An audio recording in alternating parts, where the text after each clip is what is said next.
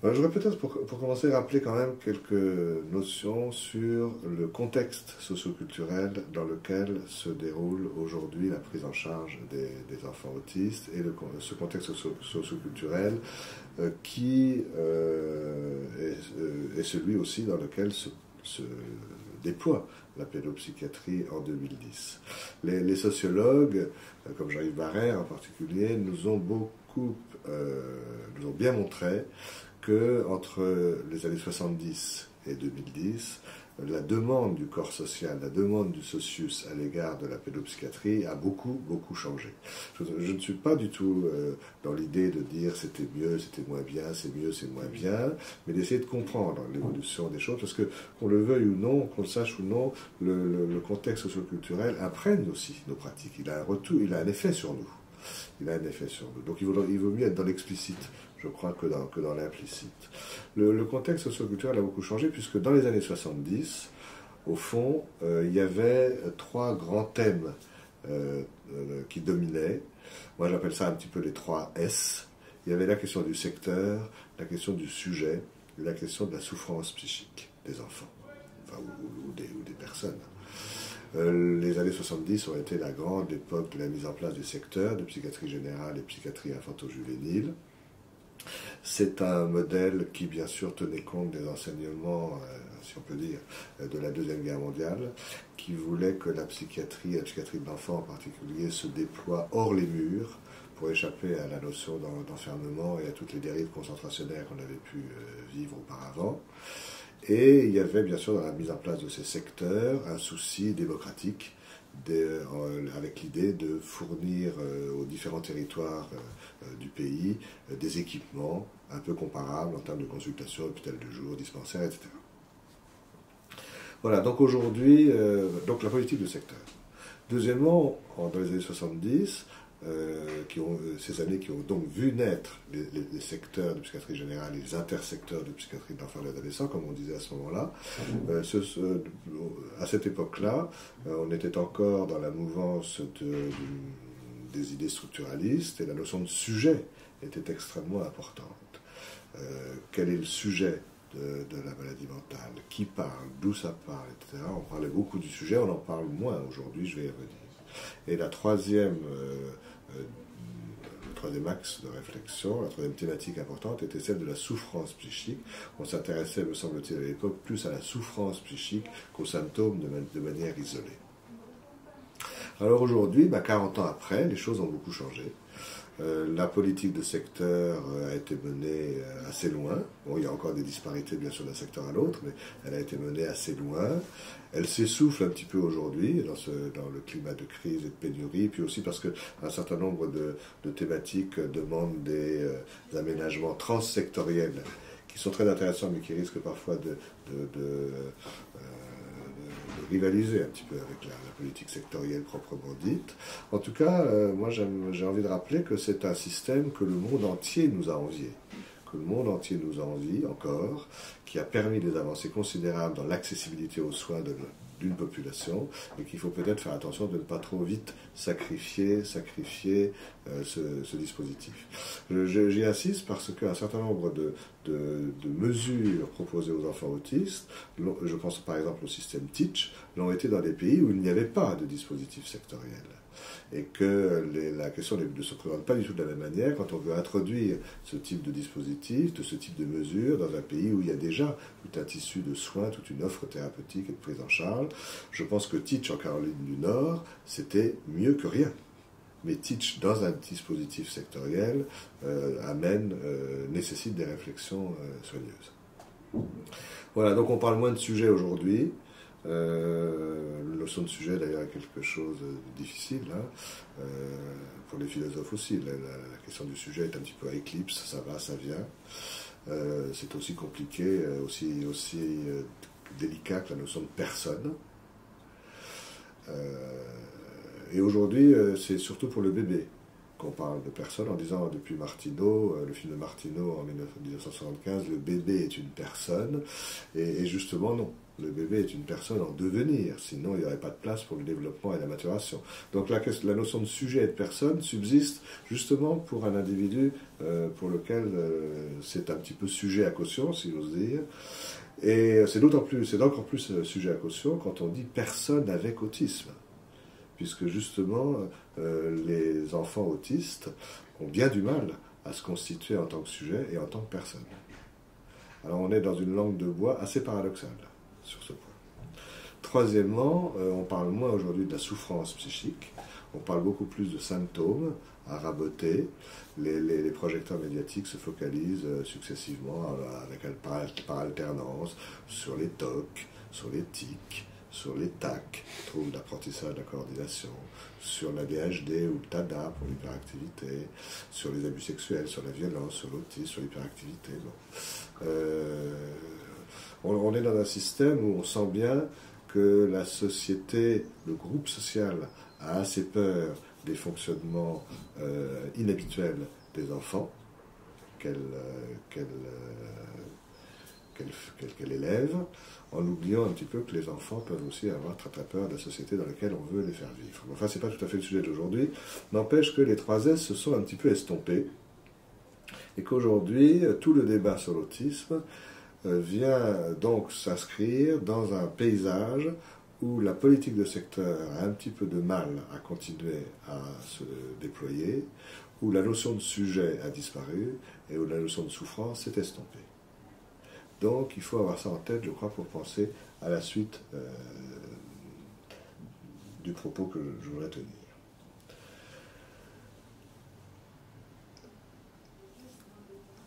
Maintenant, je voudrais dire quelques mots sur la place que la pédopsychiatrie me semble devoir continuer à occuper dans le champ des troubles envahissants du développement. Et évidemment, j'ai été très marqué par la lecture du dernier livre de Jacques Hockman sur l'histoire de l'autisme en France, qui est vraiment un document remarquable par les informations et par la profondeur de la pensée qui s'y trouve.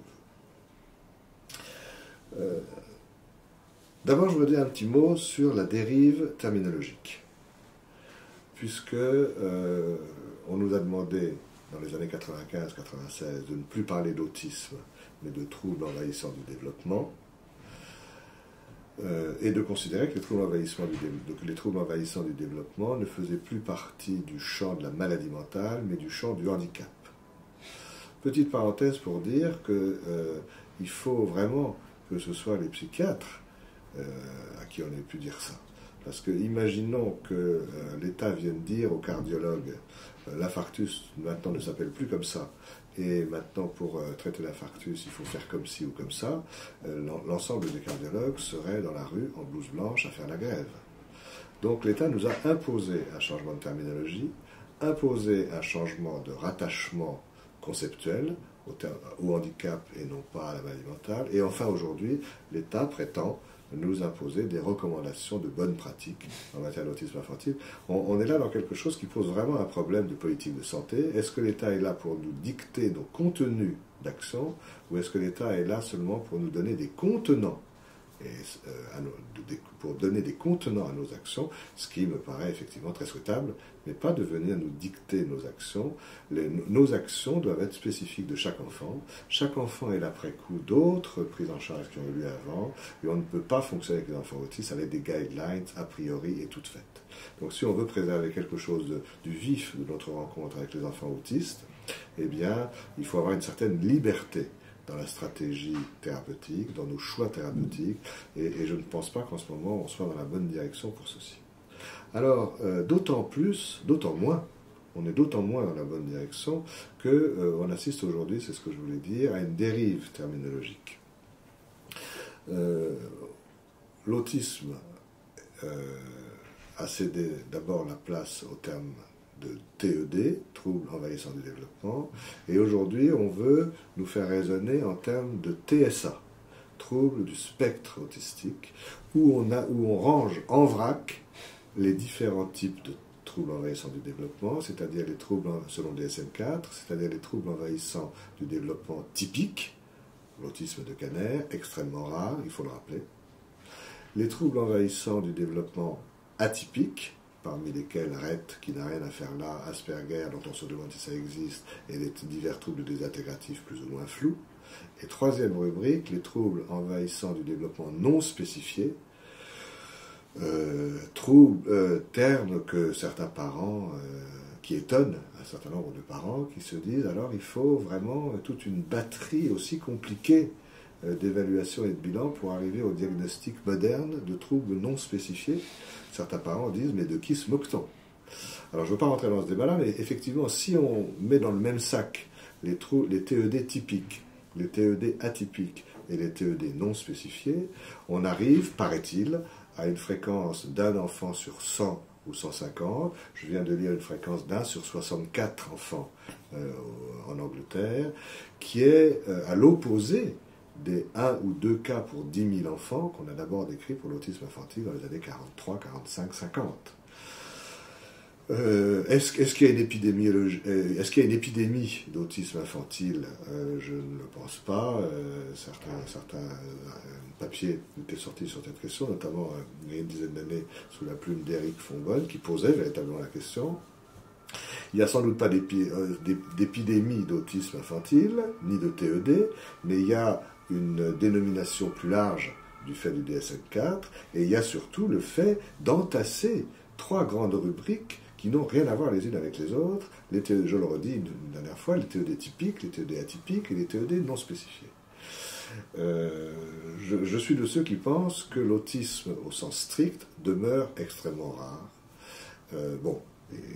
Peut-être qu'il y a déjà beaucoup d'enfants autistes à prendre en charge et qu'on n'a peut-être pas encore bien tous les moyens pour le faire.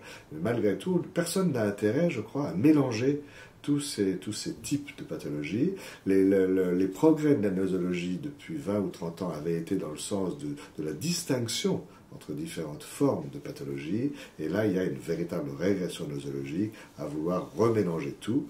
On n'est plus du tout dans une perspective scientifique, on est dans une perspective de lobbying, parce qu'évidemment, si on prétend que telle ou telle technique pédagogique ou éducative spécialisée est valable pour un enfant sur 100 ou un enfant sur 150, on voit bien les enjeux qui sont derrière, qui sont des enjeux commerciaux et qui ne sont en rien des enjeux scientifiques ou cliniques.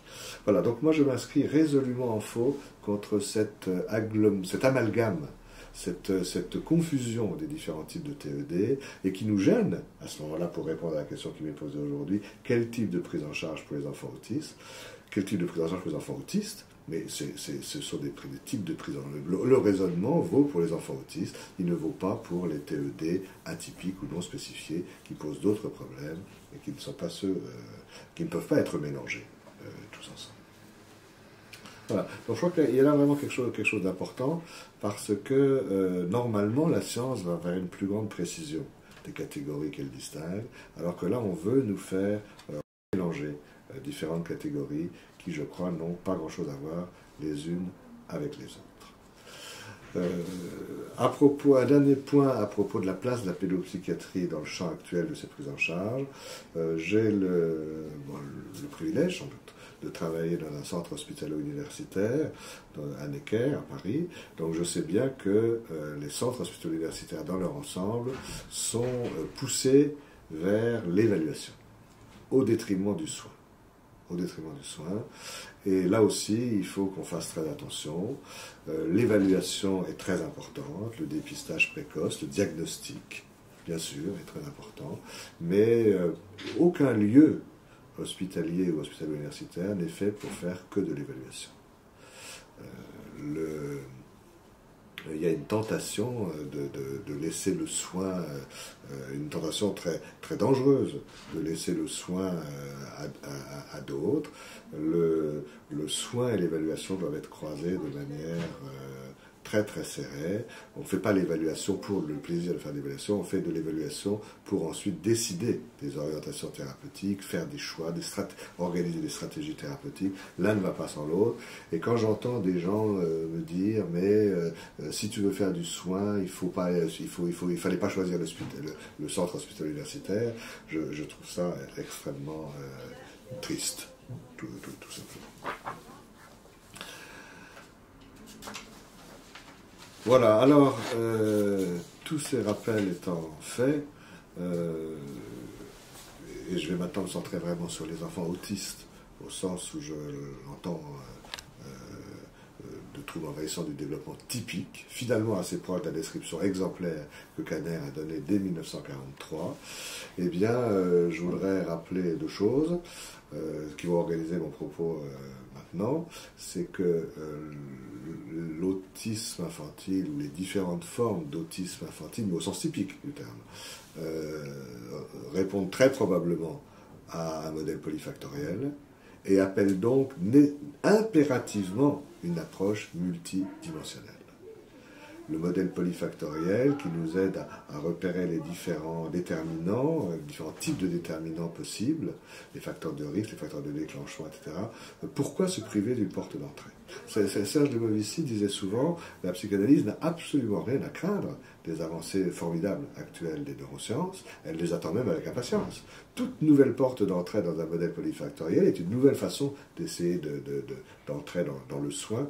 Mais en revanche, qui dit modèle polyfactoriel dit obligatoirement prise en charge multidimensionnelle, c'est-à-dire que si le tout thérapeutique a échoué, le tout éducatif échouera aussi, et le tout pédagogique également.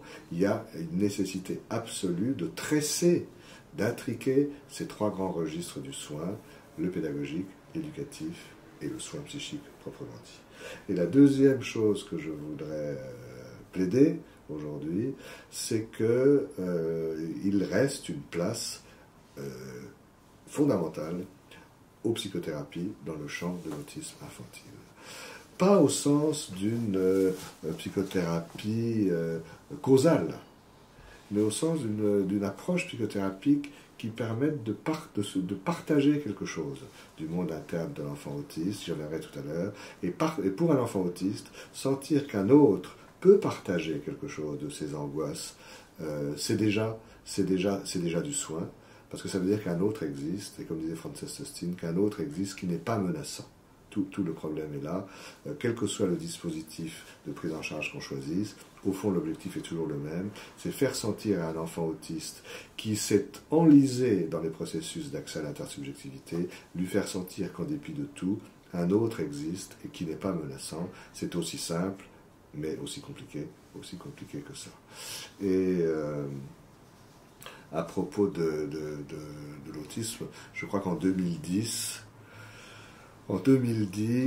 personne ne peut donner un modèle cohérent des causes de l'autisme infantile. Chacun commence à avoir des éclairages sur des facettes distinctes. Personne n'a le monopole d'un modèle étiologique cohérent et complet. Donc il faut entrer par les différentes portes. Et la psychothérapie est essentielle parce que, je reviendrai aussi dans un instant, être autiste n'est pas une partie de plaisir, et sortir de l'autisme non plus. Donc en dehors de toute action sur la ou les causes supposées, il y a à accompagner les enfants autistes dans leur souffrance et à les accompagner dans l'émergence de leur coquille autistique, qui est également un processus douloureux. Voilà, alors, avant d'aller plus loin, juste un mot pour dire qu'en 95-96, c'est Simone Veil qui, avec une certaine sagesse, a décidé de la mise en place des centres ressources autisme dans les différentes régions. Les centres ressources autisme qui se sont donc progressivement installés. Moi, avec d'autres, bien sûr, j'ai participé très activement à la création du centre ressources autisme Île-de-France. Je fais encore partie du conseil d'administration de ce centre ressources autisme, et je trouve que ce sont des lieux très intéressants de réflexion entre parents et professionnels sur... il y a différentes missions. Il n'y a pas que le dépistage et l'évaluation, il y a aussi les autistes adultes, il y a aussi des missions d'information, de documentation, de formation. C'est des lieux qui ont, je crois quand même, beaucoup changé les choses depuis donc une quinzaine d'années. Mais j'ai envie de rappeler que l'idée initiale, c'était d'équilibrer les différents types de prise en charge. En 95-96, on était encore à l'époque, à nouveau à l'époque, dans une période un peu de tension entre les parents et les professionnels. Et Simone Veil, au fond, a voulu marquer l'idée suivante, l'idée que la prise en charge d'un enfant autiste est l'œuvre de longues années. C'est une trajectoire. À certains moments, les parents peuvent avoir envie de privilégier le pédagogique, à d'autres moments de privilégier le soin, à d'autres moments de privilégier l'éducatif ou le rééducatif, à d'autres moments d'essayer de faire tout ensemble. Et le rôle de l'État, parce qu'à l'époque, elle avait un rôle, elle avait une vision de l'État comme nous devons nous fournir des contenants d'action. Et les centres ressources autisme, leur rôle initial était de veiller à ce que dans chaque région, il y ait un équilibre de moyens entre ces trois grands registres de prise en charge, je le redis, la pédagogie, l'éducatif et le soin, pour qu'ensuite les parents aient la liberté de faire de cheminer au sein de ces différents registres. Voilà, donc aujourd'hui, il faut vraiment essayer de ne pas céder aux sirènes du clivage. Un enfant autiste, modèle polyfactoriel, approche multidimensionnelle, a besoin qu'on intervienne dans ces trois registres, et pas seulement dans un seul. Encore une fois, le tout psychanalytique a échoué, mais le tout éducatif échouera de la même manière. Jack Hockman a souvent dit que ne faire qu'apprendre ne sert à rien, le soin seul ne sert à rien, soigner permet d'apprendre, apprendre fait du bien, et il faut intriquer les différentes démarches.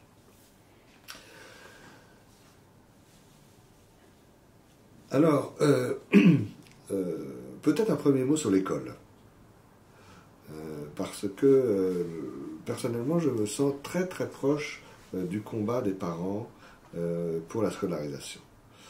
Il y a eu en 2005, une loi sur le droit des enfants autistes à être scolarisés, et rien n'a changé, ou presque, depuis. Et au point d'ailleurs que quelqu'un comme Jean-Claude Ameisen, notamment dans le cadre de la saisine numéro 102 du Conseil consultatif national d'éthique, a rappelé que c'était pas tout de faire des lois en France, mais qu'après il faut les appliquer. Et que quelque part le citoyen a aussi, on doit assurer aux citoyens le droit au droit.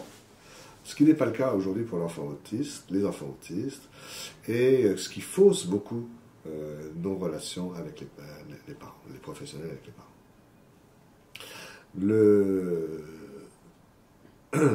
Aujourd'hui, je pense à certaines régions d'Italie.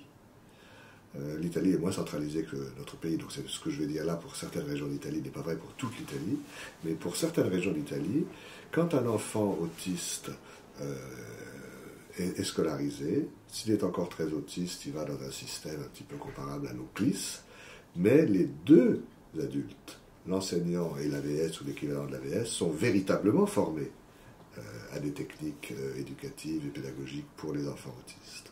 Si l'enfant est déjà un petit peu plus émergé de l'autisme, il peut être intégré dans une classe normale, tout venant, mais à ce moment-là, l'effectif de la classe est immédiatement rabaissé à 12 ou 15 enfants, et l'enseignant, qui n'est pas spécialisé forcément pour les enfants autistes, se voit adjoint l'aide d'une AVS ou d'un équivalent d'AVS qui, lui, est bien formé. On est très loin de ces conditions-là, aujourd'hui. Et quand les parents nous disent « Mais alors, vous ne scolarisez pas nos enfants, vous ne voulez pas qu'ils soient scolarisés. » Si, nous voulons bien qu'ils soient scolarisés, mais dans les conditions que je viens de dire là. Si c'est pour plonger un enfant autiste dans un groupe de 30 ou 35 enfants, avec soit pas d'AVS, soit une AVS et une enseignante mal formée ou pas formée à l'autisme infantile, on sait très bien ce que ça donne. Ça donne une accentuation majeure des angoisses autistiques de l'enfant. Donc là, il y a vraiment une partie à jouer par l'État, par l'éducation nationale, qui n'a pas été jouée, et il faut que l'État la joue.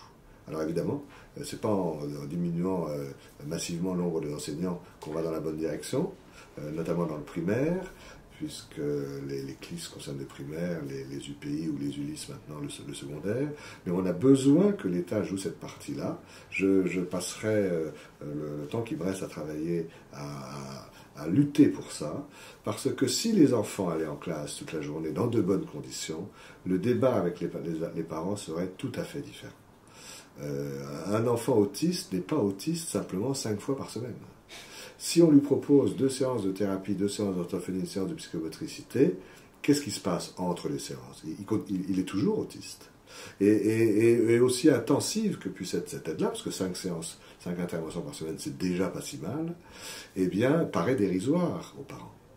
Et les réponses dérisoires sont encore plus blessantes que pas de réponse du tout, parfois. Donc, nos réponses en termes d'action professionnelle, orthophonie, psychomotricité, méthode éducative, psychothérapie individuelle ou groupale, etc., ne peuvent être reçues de manière constructive par les parents que si le reste du temps, l'enfant est pris en charge quelque part. Nous avons besoin que les enfants autistes aillent à l'école, mais dans des conditions qui soient respectueuses de leur souffrance psychique, c'est-à-dire dans des classes à petits effectifs, et avec des enseignants et des AVS spécialement formés pour ça. Or, on voit aujourd'hui l'État se désengager de la formation des AVS et remettre cette formation à des entreprises ou des associations qui ne sont pas véritablement contrôlées, contrôlables et qui sont souvent privées aussi. Alors on assiste à quelque chose de vraiment très pénible, qui est de penser qu'aujourd'hui, pour être autiste, non seulement quand on est autiste, il faut être riche. Et ça, c'est inacceptable.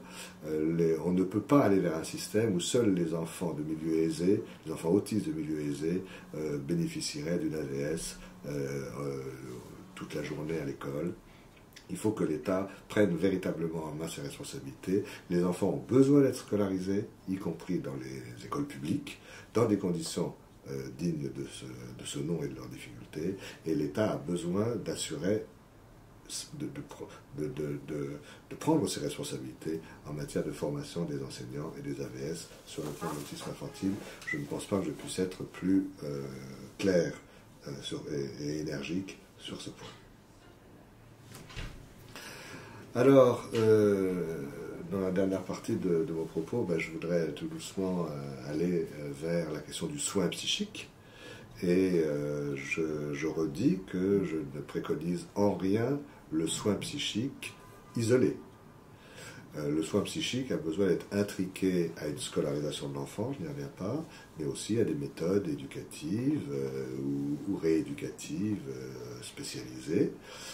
Il faut prendre le problème par toutes les portes d'entrée, encore une fois, dans ce modèle polyfactoriel, où les facteurs primaires ne sont que des facteurs de vulnérabilité, et les facteurs secondaires, des facteurs d'organisation, d'enquistement, de cristallisation ou de fixation. Alors, aujourd'hui, ce modèle est encore loin d'être complet. Aussi psychanalyste soit-on, on sait très bien aujourd'hui qu'il existe une vulnérabilité génétique à l'autisme infantile. Pour autant, je ne suis pas sûr que le terme de neurodéveloppemental soit si clair. Nombre de parents tiennent à désigner l'autisme comme un trouble neurodéveloppemental. Beaucoup de professionnels les suivent sur ce terrain. Je pense que le terme de neurodéveloppemental, pour beaucoup d'oreilles, évoque la notion d'endogène pur. Et je persiste à penser avec d'autres, que l'autisme infantile n'est pas un trouble endogène pur, qu'il s'appuie sur des vulnérabilités incontestables du point de vue de l'enfant, mais que ensuite le cercle infernal de l'autisme va se mettre en place dans le cadre des interactions précoces, et que les réponses de l'environnement, les réponses adéquates ou inadéquates de l'environnement, et c'est très facile d'être inadéquate avec un enfant qui ne s'enclenche, qui ne s'engage pas dans la relation, mais tout ça participe à l'instauration progressive de l'autisme au cours des premiers mois, ou premières années de sa vie. J'en profite d'ailleurs pour dire qu'en termes de prise en charge, je ne pense pas qu'on puisse espérer aujourd'hui enclencher des prises en charge dans le premier semestre de la vie, ou peut-être même dans la première année de la vie. Et d'ailleurs, l'ANAES, dans ses recommandations sur le dépistage et le diagnostic précoce, a eu la sagesse de dire qu'en France, compte tenu de notre contexte linguistique et culturel, il faut manier le terme d'autisme avec beaucoup de précautions avant 2 ans. Alors aujourd'hui, je dirais peut-être avant 18 mois, mais en tout cas dans la première année de la vie de l'enfant, bien malin aujourd'hui serait celui qui, devant un enfant de quelques mois qui ne s'engage pas dans la relation, qui ne s'engage pas harmonieusement dans la relation, bien malin serait celui qui pourrait dire celui-ci va devenir autiste, celui-ci va devenir déficitaire, celui-ci va peut-être se normaliser, celui-ci va peut-être devenir dysharmonique. On n'a pas aujourd'hui, il faut être honnête et loyal, on n'a pas aujourd'hui les moyens de faire une telle distinction.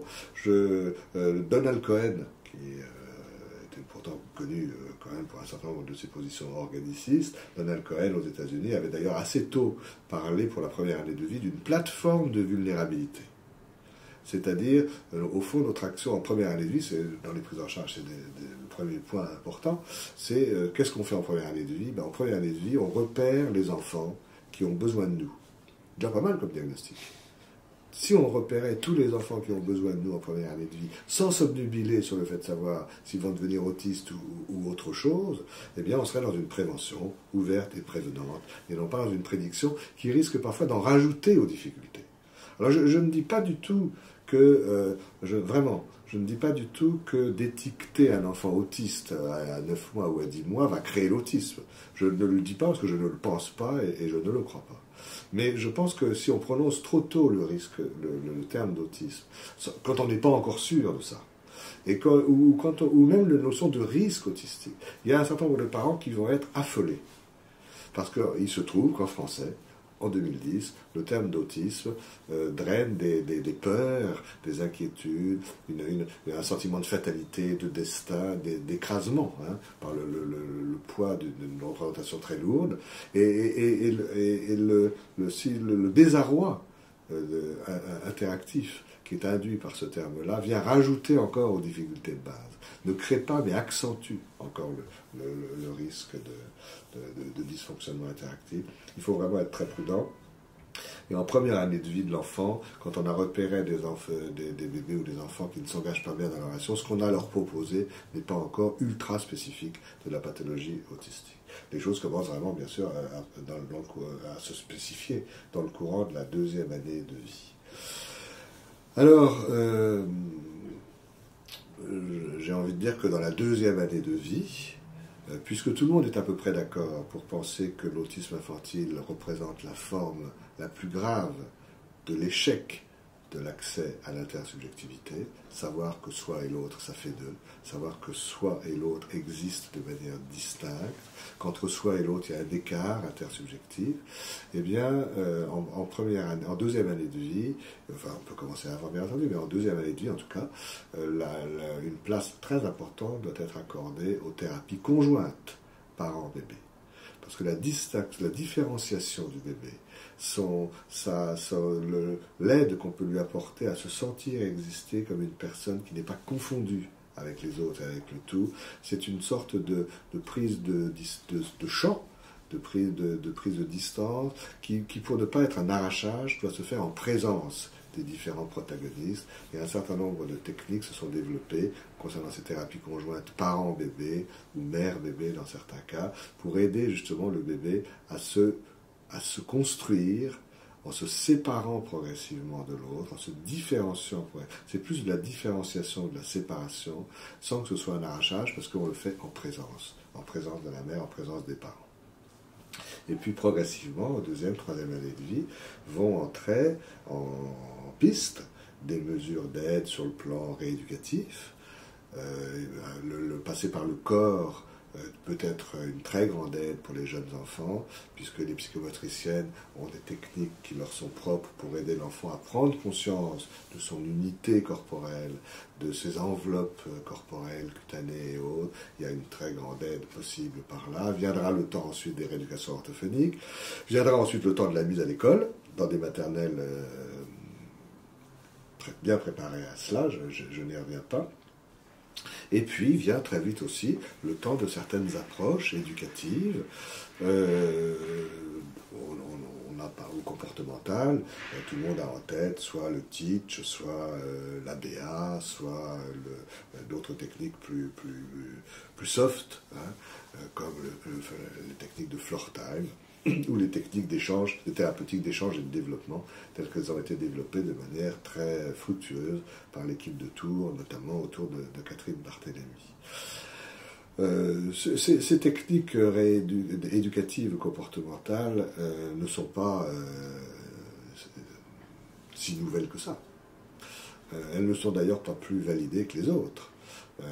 Nous manquons de validation de tous nos approches d'enfants autistes. Et pourtant, on ne peut pas attendre que tout soit validé avant d'utiliser.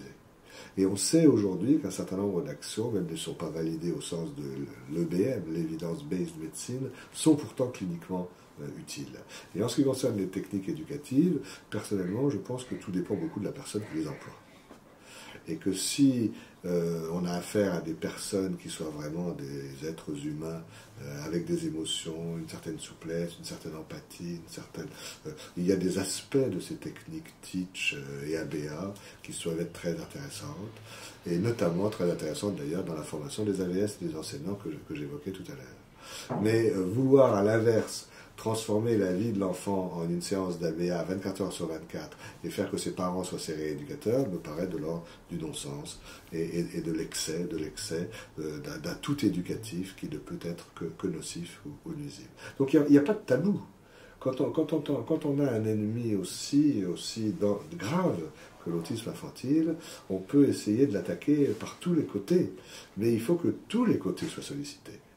Et pas une seule piste qui ne peut que se montrer plus faible que la pathologie. D'autant plus que la pathologie autistique a une tendance à empêcher de penser, à infiltrer nos actions, nos modèles, nos pratiques. Il y a une attaque sur les liens, comme dit Jacques Hockman, il y a une force anti-pensée incroyable de l'autisme infantile, une prime au clivage.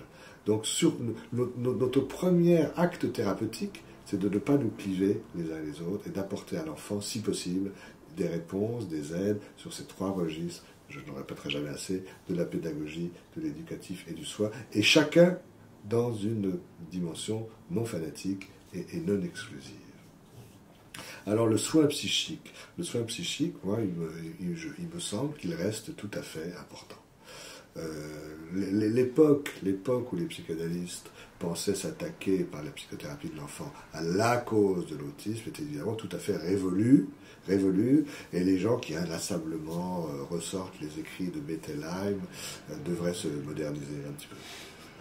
Les psychanalystes actuels, sans compter d'ailleurs que les théories de Bettelheim ont souvent été caricaturées et mal interprétées, mais en tout cas aucun psychanalyste actuel ne se reconnaît dans la vision caricaturale qui est parfois donnée des travaux de Bettelheim.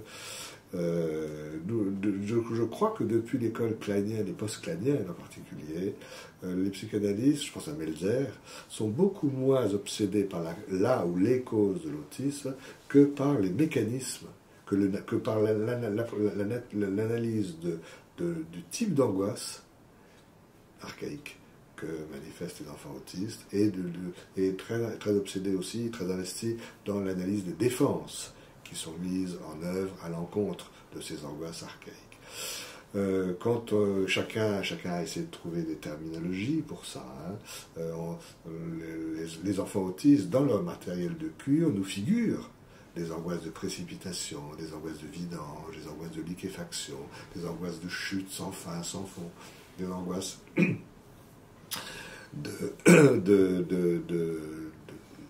liquéfaction, je crois que je l'ai déjà dit.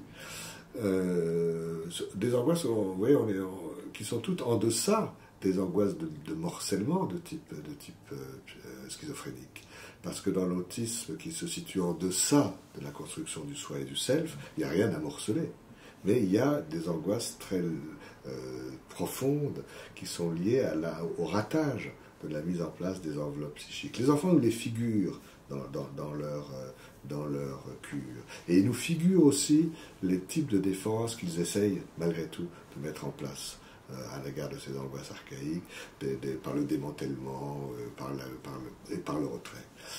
Voilà, alors, comme je le disais tout à l'heure, pouvoir entrer un petit peu dans le monde interne de l'enfant autiste, pouvoir lui faire sentir qu'on essaye nous-mêmes de se représenter, de partager quelque chose de ce qu'il vit, pouvoir lui faire sentir que nous essayons de nous représenter aussi quelque chose de ses angoisses et de ses mécanismes de défense, eh bien, il me semble que là, et les psychanalystes sont particulièrement bien formés pour le faire, il y a une aide très importante sur le chemin de l'intersubjectivité. Encore une fois, comme le disait Frances Testine, aider un enfant autiste, c'est, en dépit de tout, lui faire sentir qu'un autre existe, qui n'est pas menaçant, et pas menaçant parce qu'on partage quelque chose de son monde interne. Geneviève Hague insiste beaucoup sur ce partage du monde interne, et dans la saisine 102 du CCNE dont je parlais tout à l'heure, cet axe-là était également souligné comme important.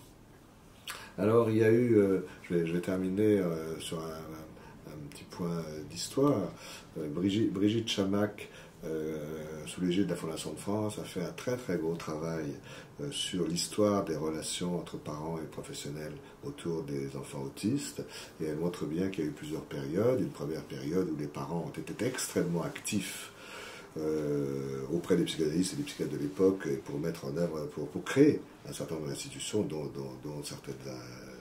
certains hôpitaux de jour. Et puis il y a eu une deuxième période, un peu plus tardivement, dans les 70, 80, 90, où il y a eu ce mouvement très anti-psychanalytique, très anti-Bettelheim, où les parents se sont sentis à juste titre, enfin à juste titre, où ils ont senti effectivement des mises en cause culpabilisantes. J'aimerais penser que c'est plus subjectif qu'objectif. Je ne sais pas très bien ce qui s'est passé à ce moment-là. Je sais qu'on le paye encore, en tout cas. Et aujourd'hui, on est dans une troisième période où les parents, ou certains parents, bien sûr ce que je dis ne vaut pas pour tous, hein, mais certains parents ne sont pas seulement anti-psychanalytiques, ils sont anti-psychiatriques, en pensant que l'autisme, que la psychiatrie n'a rien à dire et rien à apporter aux enfants autistes ou à leur famille. Je terminerai en disant que je suis vraiment tout à fait à l'opposé de cette vision des choses. Je comprends très bien que les parents d'enfants autistes soient plus que bouleversés, submergés par la souffrance qu'ils ressentent chez leur enfant autiste. Mais on ne peut pas aider la souffrance des gens en la niant. On ne fait que l'augmenter. Or, ce qu'on voit aujourd'hui, c'est certaines tendances, certains mouvements qui laissent penser qu'au fond, être autiste, c'est un mode de vie, un mode d'être au monde comme les autres. Alors, sans doute pas délibérément choisi, mais enfin un mode d'être au monde un peu comme les autres. Il faut vraiment soit ne pas n'avoir jamais croisé l'enfant autiste, soit ne pas vouloir voir, pour s'apercevoir qu'un enfant autiste est dans un monde terrifiant. Pas toujours, peut-être pas, ça dépend aussi de chaque enfant, peut-être pas 24 heures sur 24, mais il passe par des moments absolument terrifiants, d'angoisse sans nom, d'angoisse catastrophique, des agonies primitives dont je parlais un peu tout à l'heure, qui sont inimaginables. Et pour sortir de cette coquille, pour se protéger, il construit une coquille autistique, et pour sortir de cette coquille autistique, il faut qu'il ait le courage d'affronter le monde extérieur et un certain nombre de souffrances qui vont appartenir à la guérison ou à l'amélioration et non plus à l'autisme proprement dit. Alors je crois que si on néglige ça ou si on banalise ça en disant ben non, être autiste au fond c'est une solution existentielle qui en vaut bien d'autres, on ne peut pas aider les enfants autistes. Et personnellement je pense que non seulement on ratera leurs soins psychiques, mais on ratera aussi leur pédagogie et leur éducation et leur rééducation. Donc je vais m'arrêter là-dessus. J'espère avoir fait sentir la position qui est la mienne. Je sais bien qu'avec d'autres collègues que j'admire infiniment, nous sommes sur la liste noire d'un certain nombre d'associations qui plaident pour le tout éducatif. Eh bien, je pense que le tout quelque chose est le signe d'une intolérance et d'un clivage qui ne peut pas être thérapeutique pour aucun enfant autiste. Je vous remercie beaucoup de votre attention.